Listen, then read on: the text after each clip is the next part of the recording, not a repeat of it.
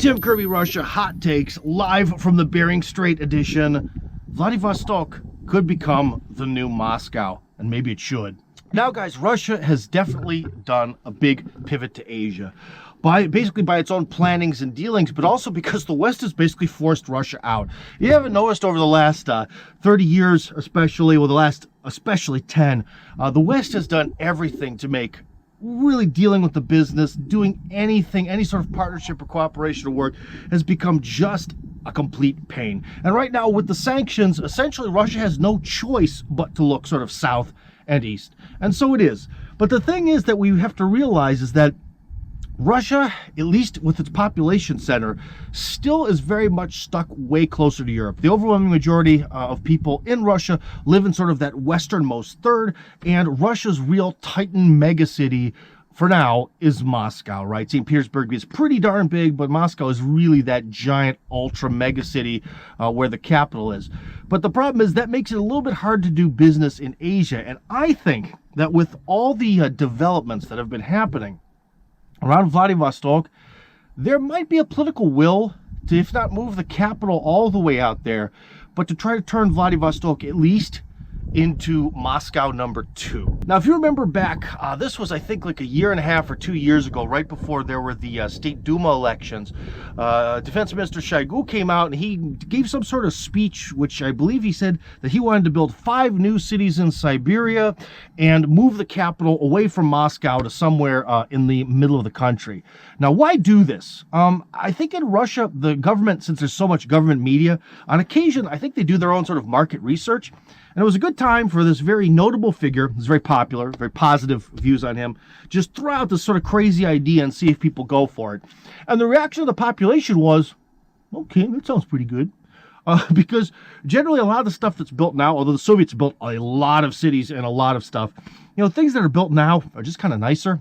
I think that a lot of people were sort of like, okay, let's build some new cities with affordable apartments and make them real nice. Okay, we'll do that. The former Soviet Union, I think, has done a good job of building up a lot of new stuff. But people were kind of excited about that.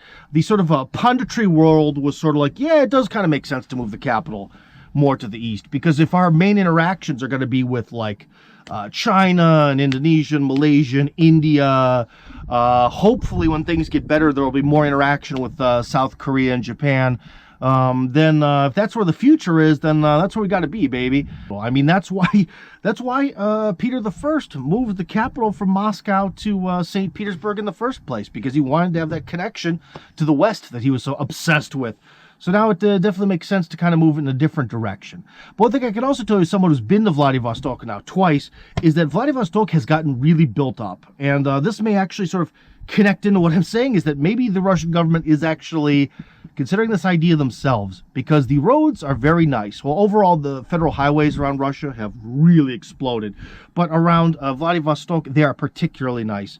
And it is a pretty big city. It is modern. It is solid. Everything there looks much newer. It doesn't have really that sort of Soviet shadow looming over it. And maybe most importantly, it's kind of the closest city to Southeast Asia, and it's also probably one of the warmest cities in Russia. Meaning I could see that it could be very easy to motivate people to move out there. Like, there are places that are on the far east of Russia, like Magadan, which kind of has a negative reputation as being this place that they kind of sent criminals during Stalin's time, and that's really brutal there. Yuzhno-Sakhalinsk on the Big Island is a very nice city, but the amount of snow they get is, the weather there is not for everyone. But Vladivostok is kind of like, I don't know, Seattle or Portland. You know, it's not, the weather is not brutal. So it is definitely a place where not only Russian citizens would want to live, given the chance or proper financial motivation, but it's also the kind of city where I think a lot of business partners from China or Japan or wherever, India, are not going to be terrified to visit, you know, especially in winter. So I really do think that there is going to be a very special role for Vladivostok with all the events that happen there, the amount that's been built up, the nice weather, the perfect location for it, the giant port, of course. I think that Vladivostok actually has a very huge future, and that maybe within the next 10 or 20 years, when we talk about Russian cities, it's not going to be Moscow, St. Petersburg. It's going to be Moscow, Vladivostok, St. Petersburg. Okay, maybe don't quote me on that. I wouldn't bet my life on that, but I'll bet you $10.